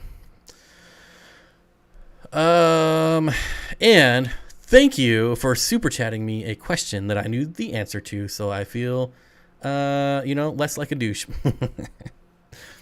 Have had the same issues with autos, have had lots of algae and know what they want after. Yep. Yeah. But the cool thing about auto Cichlids is that once you do like break their code or just put them in a 25-year-old tank, they'll breed for you in a community tank, pretty easily. And it's always cool seeing like fry in your fish tank, but there's just something about autos. Like You've gone through the struggle of trying to figure them out. And then when you start seeing baby autos, and you'll never just see baby autos. You never will. Like if you have a planted tank like the one behind me, you won't even know, because you won't even see them until like an inch. They will hide and hide and hide, and you will never see them until they're like an inch. And then eventually you'll be like, I feel like there's more autos in here, but I've never seen any fry. And that's one of the cool things about autos. Let's see. Water Culture says, first time I've caught your live streams, Bob, but you are a very polite, decent guy who takes the time to read everyone's comments. Thanks. It's bedtime for me. Check out my channel if you ever get time. Thank you, Water Culture. I appreciate it. Thanks for stopping by. I always try to read, or at least, see everyone's comments, but it gets kind of hard. We got 400 people here, so. But yeah, thanks. I appreciate it. Zebra plecos do great on extreme sinking wafers. Well, there's not much that don't eat those things, to be honest. What do you think is the best small algae-eating snail other than neorites in a plant? I mean, pond snails. A lot of the snails that people think are pest snails, they eat algae. And that's kind of my go-to. People hate them. I love them. I've had the same few autos for years now, and I do not target feed them. They seem to do just fine on whatever muck is growing in the tank. They've always had round bellies and active at night. Yeah, so again, you throw them in a tank that's been around forever, and they're the easiest fish ever. Camantha says, love my autos. Yep. Bob, love your content. Oh, Steven, thank you, sir. I appreciate it. I don't know why I was having trouble reading that, but thank you. Paul says, my autos didn't thrive until my plants started taking off. There could be something to that. If your plants are taking off, you might have some algae in there as well, maybe that they're feeding on and keeping clear for you. Zen Ginger says, to join as a member, we are actually having our members only live stream this week. We got canceled last week because of some bad planning on my end. So it is definitely happening this week. So become a member. There's my spiel. From what I've heard from good sources, autos feed mostly on the bacteria film, adding up on leaves and rocks, not algae. Well, they definitely eat algae. Do they? That doesn't mean that they don't eat any of the like the biofilm. I mean, that's pretty much why they don't do well in new tanks, because there is no biofilm. Zen Ginger, seriously, it would be on my tombstone. Died of auto baby squee. I love the fact that you like white clouds as I do. I have a few really large female clouds and danios that won't drop eggs. Scared they're egg bound. You can just give them time. Just give them time. If you're really worried about it, I mean, you could try like add salt, de-shelled peas, more veggie, more vegetable geared diet than a meat diet. But yeah, it should be good. I love the fact. Oh, I just read that one. But I do love my white clouds. My longfin white clouds that I got from Tiffany White are amazing, and they look great. And yeah, master herpetologist. Congratulations. Well, thank you. I'm a master herpetologist, and I now have to get rid of all my herps. Are pencilfish easy to breed? I would say they're just about as easy to breed as most tetras, as most egg scatterers. I would not label them the common species, anyways. I would not label them as difficult. Best beginner white cloud breeding tips. Lots and lots of plants. Lots of plants. I had to rehome my spotted synodonist. It was sold to me as a pictus. He was hunting my snails, cories, and guppies. Well, I mean, honestly, pictus cat's probably not the best to have either. If you got guppies, a pictus cat would go after guppies too. So I think they wouldn't go after snails, but they would definitely go after your guppies. Jeff Rose Fishkeeping says, Trevor, do you still have your whiptails?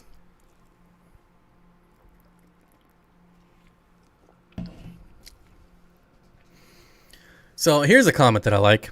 Mike Kirkpatrick MK Cichlids. I let all my snails go crazy in all my tanks. I've yet to see a negative side effect. There you go.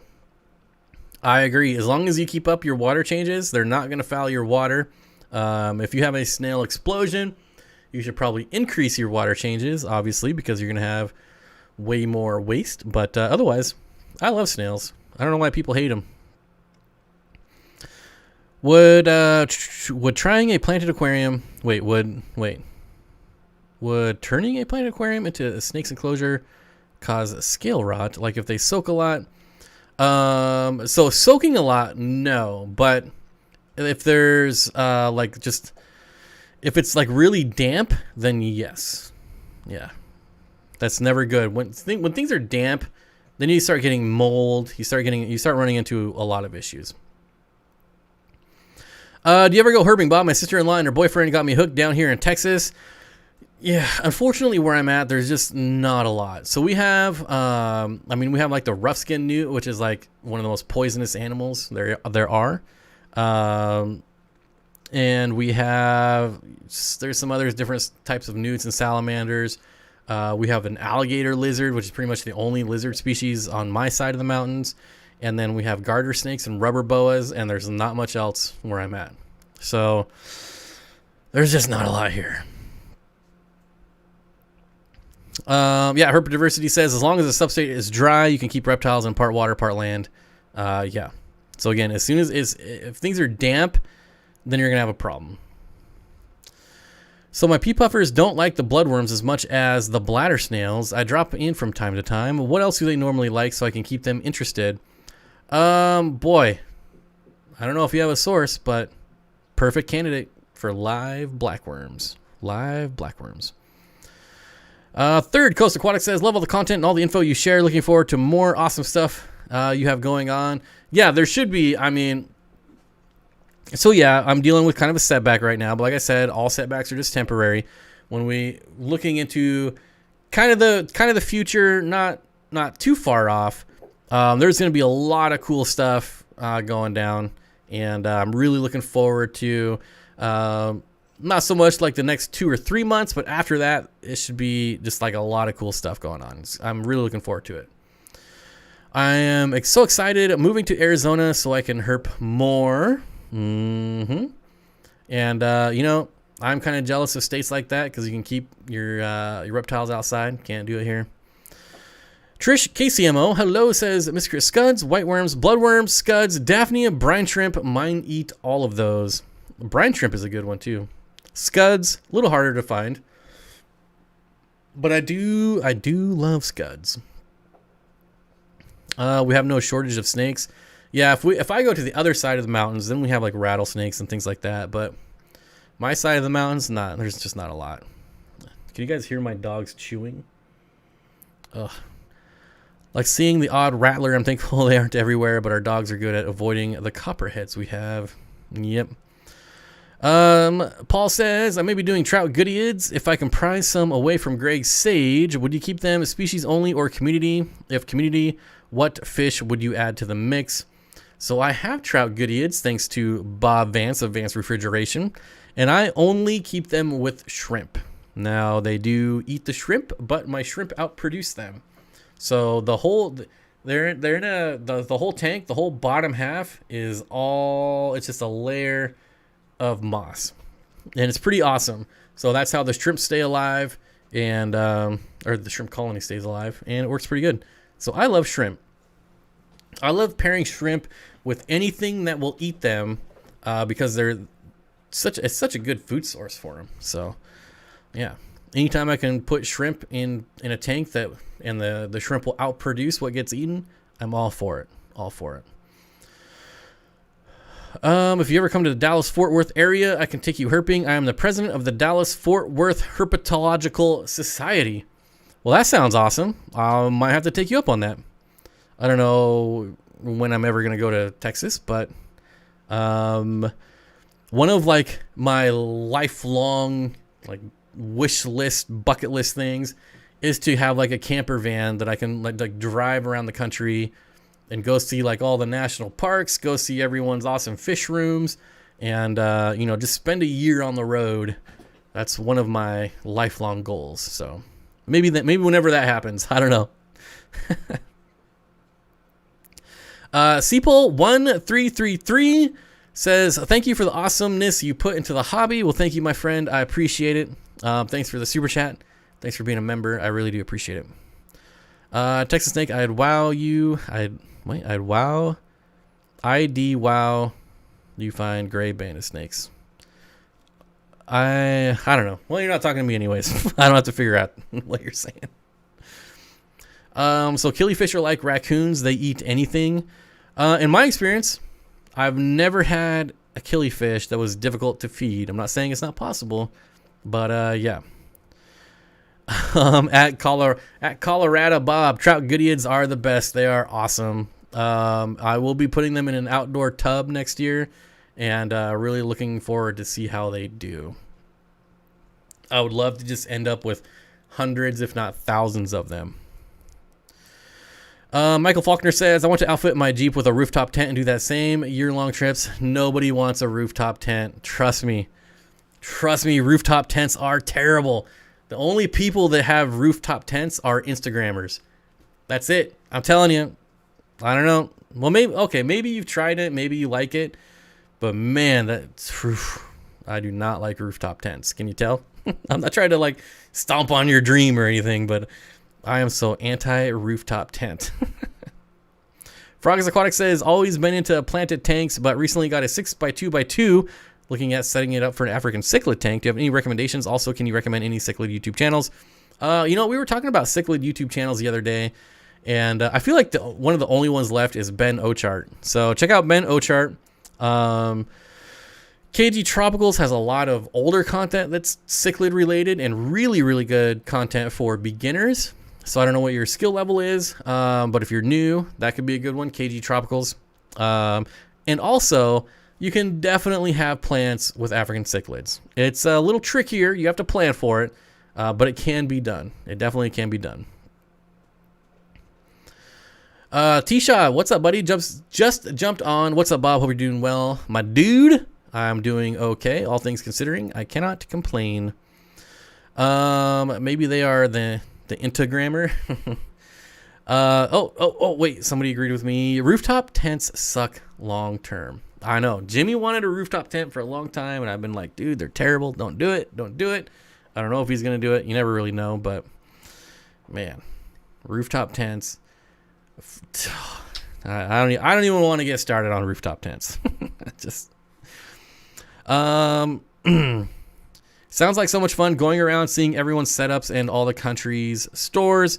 Yeah, honestly, I probably wouldn't go to LFS's because to me, LFS's there's very few standouts when it comes to fish stores. I don't think I'd want to. It would have to be like there's that one store that Corey went to in California where they never do water changes. Like that one would be really cool to see. There's that super mega big one in Pennsylvania that I at least want to see. I wouldn't do a video, but I'd at least want to see it. But yeah, otherwise, fish stores are kind of all the same. They all have the same fish. At least when you go to and doing fish rooms, like everyone does something a little bit different. You can pick up like a lot of hacks and a lot of tips and tricks in fish rooms, and I feel like you're not going to get that in fish stores. So I would definitely rather go to fish rooms than fish stores. Anyways. Love that guy, but Corey has a toilet that warms and washes his butt, just saying. Yeah, that thing is crazy. That's, yeah. That's, yeah, I don't know how I feel about that toilet. I walked in on that bathroom and the, the toilet seat went up by itself. And I'm like, how do you know that I had to pee and not poop? Like, what if I had to poop? Would the toilet seat still go up or does it know? Like, I don't know. I don't trust it. I don't trust that toilet. I'm not doing my business in that bathroom. I don't trust it. Let's see what else. That was stupid. You would like Pruse's Pets in Lansing, Michigan. It's like a zoo. All right, I would go there. I would love to see the Fish Tank Barns fish room. Christine says, yeah, you're right about the fish room thing. Yeah, I mean, that's why everyone loves fish room tours, because you always pick up stuff. Like, ooh, I want to try that. Ooh, well, I've never like really watched a fish store tour where I was like, ooh, that's something I want to try, or ooh, that's a neat little hack. Hardly ever, if ever. Rooftop tents are even inferior to hammock tents. Oh, they're terrible. They're so bad. I'm losing. I don't know, man. I feel like my nose is just itching. Scans your insides. Yeah, I don't know, man. I don't know. My sister-in-law runs a shark and puffer tank at Children's Aquarium and works helps in Dallas Zoo. See, I would love to actually like go to aquariums. If they actually like, if I could actually go behind the scenes. Like, I don't want to go, like, I went to the Shed Aquarium. I don't know how long ago that was, 3-4 years ago. And I wanted to do the thing where they let you swim with the beluga whales. And that was really cool. And then they were like, nope, no cameras. You can't video it. And I'm like, this is like $9 billion and you're not even going to let me record it. So I didn't do it because I was actually pretty pissed. And I had actually talked to like one of the managers there, and the manager was escorting us around. But even then still didn't let us go into, you know, none of the behind this. I want to see the behind the scenes stuff. I don't want to see all the stuff that any schmo walking off the street can see. Like, and I'm not saying I'm special and I should be allowed to see that stuff. I'm just saying that's what I want to see. Like, yeah, I don't know. I want to see the filtration. I want to see where they prep the food. Like, that's what interests me. Killie fry are notorious for eating each other if not fed enough. There you go. I love that you guys answer questions when I'm on my rants because I'm not paying attention. Does the toilet seat stay down for the ladies? It must. It better. It better. It's going to get yelled at. Works herps at Dallas Zoo. Yeah, see, I would love to get behind the scenes there. But yeah, KC is getting a new huge aquarium. When it's done, put us on your bucket list. Well, KC is on my bucket list just for the barbecue.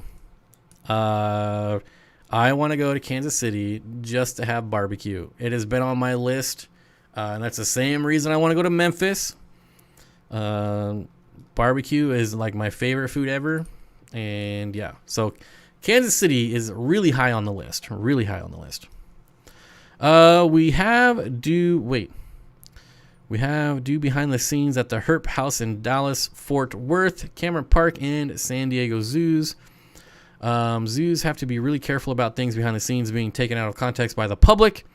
Yeah, and I'm not even saying I want to film it. I just want to see it because that's all the things that's the things that are, you know, interesting to me. Casval still going. Rooftop tent is worse than a foam pad and a bivy sack. I might actually just have met someone that hates rooftop tents more than me. Man. Jeez. Oh, Michael Faulkner, I hope you didn't just cancel your membership because of rooftop tents. Oh, man. Hey, do whatever you like. It doesn't matter what anyone else likes. If I got the behind the scenes footage, would you spread the knowledge to the dream team? Yeah, I guess. I don't know what that means, but if I got the behind the scenes footage, would you spread the knowledge to the dream team? So like, you're going to go behind the scenes and film stuff. I mean, I think it would be pretty interesting to see. I don't see why not. Oh, man. Michael Faulkner, man, Dream just roasted online and in the comments. There's so many, like, first of all, a lot of them, they're like $3,000 for being uncomfortable. Like, they're small. You can't stand up in them. You gotta, let's say you wake up at 3 a.m, you gotta go to the bathroom. Then you gotta walk down your ladder, get out your light, trip around, fall out of your bed. I don't know. They're so overpriced. Michael Faulkner says, all good. Just want that same road trip thing for sure. Yeah, it'd just be a lot of fun. If I'm traveling for barbecue, you can't miss Eastern North Carolina. That's the first time I've ever heard North Carolina in the mix for barbecue. That's surprising. See, Zen Ginger says, agree, Texas barbecue is the best. I feel like it's one of those things where everyone says that, like, so many people say it's the best. I'm thinking, like, is it really? Like, that always makes me, like, cautious when people say that, like, skeptical. Because, I don't know. It's like when like, 1,000 people say to me, like, this movie is so good, and I watch it, and I'm like, that was the worst movie I've ever seen in my life. I kind of feel like that's the same thing about Texas. When people say that it's the best barbecue. I'm sure it's pretty good, but I don't know. And when I do my trip around and I eat barbecue everywhere, I'll let you know what I think is the best. Because that's all you guys care about, right? You just want to know what I think is the best. Yeah, right. Just get a dad van and sleep in the back. I want an actual camper van, like a 4x4 camper van. Because, like I said, I want to do the state parks, and I want to go some places that you may need 4x4. Or at least all-wheel drive, like a Toyota Sienna. You know, anything with an all-wheel drive. I'm not biased at all. I just know good food. Plus, I have a very specific palate, and what other people think is the best, I generally don't think is the best. So, I'm sure it's good. Like Texas, there's a lot of good stuff in Texas. So, Texas barbecue is awesome, but traveling the world, U.S., you have tons of amazing, yeah. Like, and it's all different, right? So, like, Memphis barbecue is different flavoring than KC barbecue, which is different flavoring than, like, Houston barbecue. I don't know which one I'm going to like the best, but I'm sure it's all pretty good. So, yeah. Taxi Driver, the movie everyone loves, but I don't understand why. Same. It's just a movie. I didn't think it was that special. Camper van, why not just get a Subaru like Corey? Because I like to stand up. If I can't stand up, I'm not buying it. So a lot of vans, you can have the high tops, and yeah, I got to be able to stand up. A barbecue chicken that would make you slap yo mama. Why would I ever want to slap my mom over good food? What? What are you talking about, Ginger? Jeez. You have to come during the big annual barbecue cook-off. Oh man, that sounds amazing. Jeffro says he doesn't like pie people. To be fair, I don't know that I don't like pie. I've never had pie. I don't know if I don't like it. I just know that it doesn't appeal to me at all, which is why I've never eaten it. What are the plants in your background tank? Just curious. So this looks like we got maybe a few different species. Like there's Anubias barderi, there's Anubias nana. It looks like we've got regular old Java moss here, and we got Java fern. And I can't see enough of this foreground plant to see what that is. We've got some sort of hygro here as well. And, we got a crypt right behind me. Crypt Wendetii. And that's about all I see. Don't slap y'all's mamas. Yeah, I would highly advise from slapping your mom. All right? I love my mom. I would never slap her, especially if food is good. I would not. I mean, jeez. All-wheel drive dad van came out in 2021. Well, I definitely could not afford a 2021. So yeah, there you go. Is the background one of your tanks? The backgrounds are never my tanks. So all my backgrounds are always user submitted by the viewers. So, yep, I highly encourage people, especially people, if you've got like a YouTube channel you want to advertise, send in a video. If I use it for a background, you get a shout out every time I use it. But like the person that made this video didn't care about a shout out. So you should check out Brooder XP6 or the Air Opus Off-Road. I'm going to search for that right now. Are these? See, I don't want a trailer. I really don't want a trailer. I mean, there's lots of advantages to a trailer, but I'd rather just have a van. My budget is more like a 1995 Chevy Astro van, all-wheel drive. Like that's like my budget. I mean, come on, people. Not one of these $200,000 Ram ProMaster crazy things.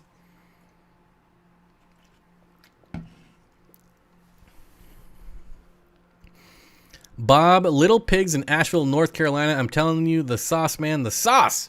It's the best I've ever had. So take that as you will. North Carolina is a place I've always wanted to go just because of Michael Jordan. That's it. I used to always want to go to Chicago because of Michael Jordan, but then he shut down his restaurant. So I was like, oh. But yeah.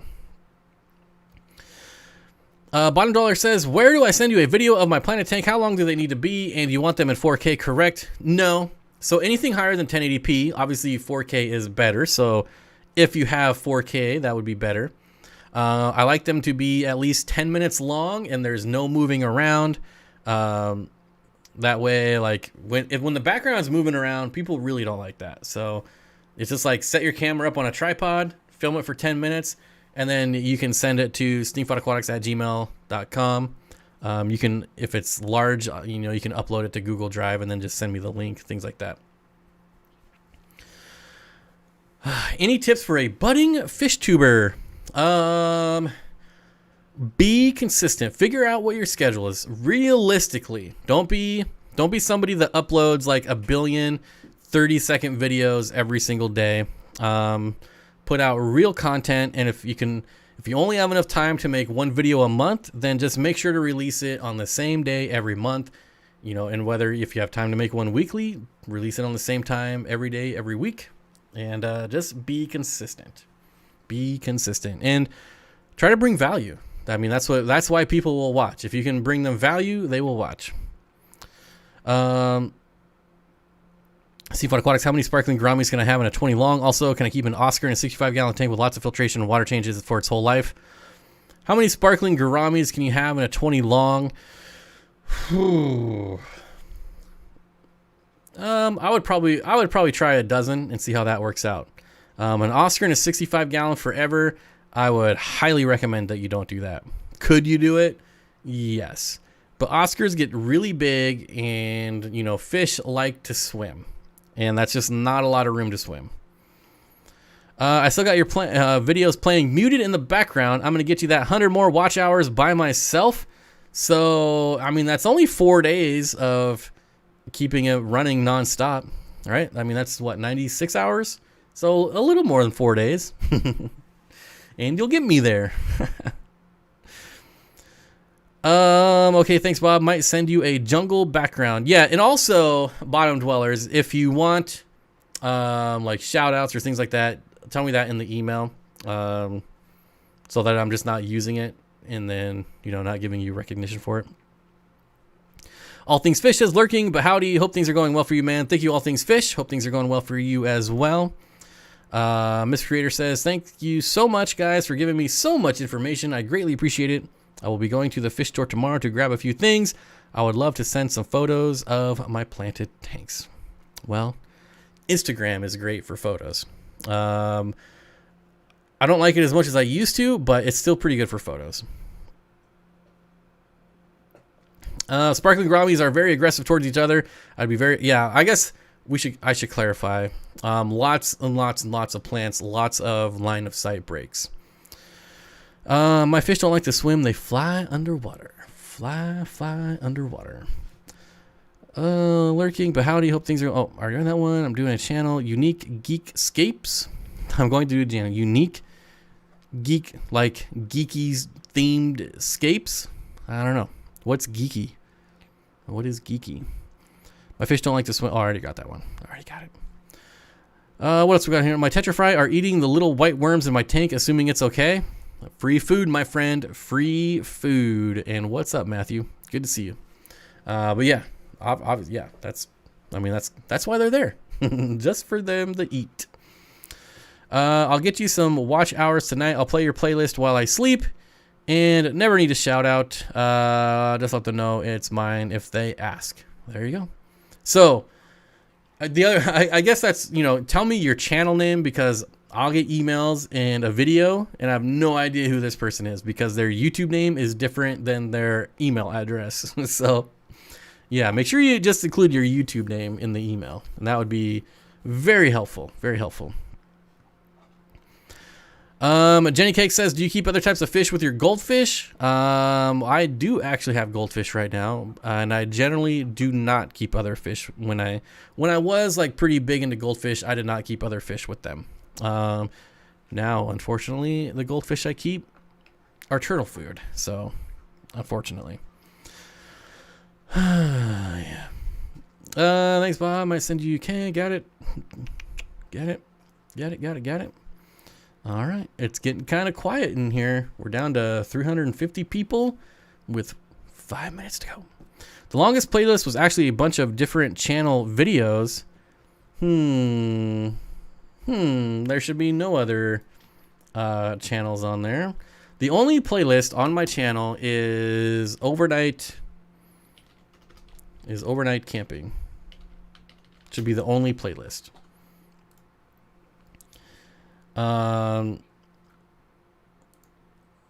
Yep, that is the only one. So if you go to here and then click on playlists, there's only one playlist called overnight camping. Whoa, hey buddy.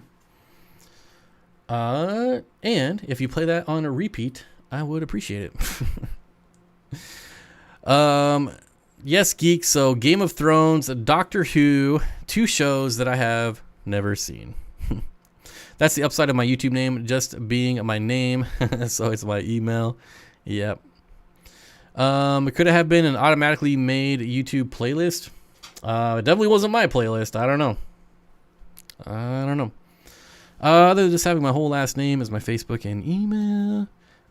Nisi is here with a sad face for some reason. I don't know why. Maybe because I've never seen Game of Thrones or Doctor Who. What else do we got going on here? Steenfott Aquatics, make a playlist with every one of your vids in it so I can just set it. Yeah, that's it. The overnight camping playlist. Here, I'll just share you the playlist. How about that? That is that link right there will get you a playlist to all 6 of our videos, all 6 of our camping videos. There you go. Oh, sad face about yeah. Unfortunately, it's the only thing that I can get that turtle to eat is fish. So yeah, goldfish it is. Digging the Get Outdoors camping videos. Looking forward to the next one. Are you still enjoying your gazelle? I like the looks and idea of it. The gazelle is amazing. It is. I've been camping for about 35 years. And it is by far my favorite tent I have ever owned, ever. So, to answer your question, yes, I'm still digging it. It's super awesome. I mean, it takes like a second to put up. It takes like 2 seconds to put away. And it's just super easy and lots of room. Bob mentions goldfish and I have to wake up for my naps. It's so good to see you, Nisi. I hope everything's going well for you. I feel like it's been like 10 years since I've seen you in the live chat. Time for me to repeat that playlist. Yeah, we're pretty close. I mean, we're over 100 hours, but we're still pretty close to it. I think we're like at 3,871 hours out of 4,000 hours. Did I get the Overland Edition with the extra goodies? I did not, because the only thing you get is a waterproof bag and stakes. Like, I generally never stake my tents. So if you're a stake tenter, then it might be worth it, but there's way better stakes that you can just buy on Amazon for way cheaper. The Overland bag would be kind of cool in rainy situations, I will admit, like if you have it in the back of your truck and it's raining. But I think it was 2 trips ago. It was pouring down rain, and my tent was in the back of the truck, and it didn't get wet anyways. So just the regular bag worked just fine. Different tab, looped and muted. Sweet, thank you. Dougie says 3 a.m. here, works tomorrow. Good night, much love. Thank you, Dougie. Dougie. Bob, you don't like rooftop tents. How do you feel about truck bed tents? If you're getting a truck bed tent, I would much rather just have a canopy and DIY it. That would be my go-to, my solution. Canopies. I love the outdoor videos, so much fun to watch, and the landscape is so beautiful. Yep, and we're finally getting some snow around here, so if you like snow, you're really gonna like the videos. Oh, all right. It has been 2 hours. That is it. We are done. Whoa, hey, buddy. Oh, what do you do? Should we sign off with the doggies again? Sign off. Come here. Oh, this guy's so good. He is not one to jump up on you. Come here. You have to make him come up here. Hey. Oh, and he loves giving hugs, don't you? Oh, yeah. Oh, thank you. Thank you for the kisses. Thoughts on upside down catfish? Have you ever kept one? Tank mates? Man, they're not my favorite fish. I've actually never kept one myself. Not much of a fan. I don't know. I don't like the way they look. For whatever reason, I just don't like the way they look. But they're fairly easy. They're not too difficult to keep. And hey, come here. You want to see my big dog? Here's my big dog. Oh, come here. Oh, he does not like being on camera. Oh, you're big, aren't you? Oh, you're big. Come here. Oh, come here. Oh, this is my big guy here. Look how big you are. Look how big your head is. Oh, look at that head. Oh, you're so big. Yeah. He's the king. He's king. Come here, little guy. Come here. Come on, buddy. Come on. See the little guy now. Come on. Come here. Oh, yeah, you got to stretch. Come here. I'm trying to show you off. Come here. This is the little guy. Oh, there you go. Here's the little guy. Oh, you're just a little guy, aren't you? Poor guy. Okay. Oh, look at that guy. Oh, yeah. Everyone loves you, huh? Yeah. Okay, get down. Okay, go fight. Go wrestle. Oh, that head is massive on that dog. Well, it's a big dog, so he's going to have a big head. All right, let me run through these real quick. I want to say thank you to Joe, Colin, Fish Tank Barnes, Xanadudu, JFK, Multi-Hijacker, Jeff Rose, Joel, Rach, Regina, Christine, Phoebe, Multi-Hijacker, Pleasantly Planted Waters, Seapole, Pleasantly Planted Waters. Danikin Aquatics coming in at the last second. Bob, have you seen the Jumping Jack trailers? So cool. The Blackout Edition is the one to have. I have not, but I will Google it. Whew. Thank you all for the super chatters. And I want to thank all the moderators as well, all the subscribers, all the lurkers, all the non-subscribers that watch and don't subscribe for whatever reason. Hey, at least you're watching. I get paid on views, not on subscribers, so just keep watching. Oh, I hope you guys had fun. I had a lot of fun. That 2 hours went by really, really fast. What a handsome dog. Yep, my dogs are awesome. And now they're all riled up, so I really got to go now. Kelly Foreman with the $5 super chat says, have a good night, everyone. I agree.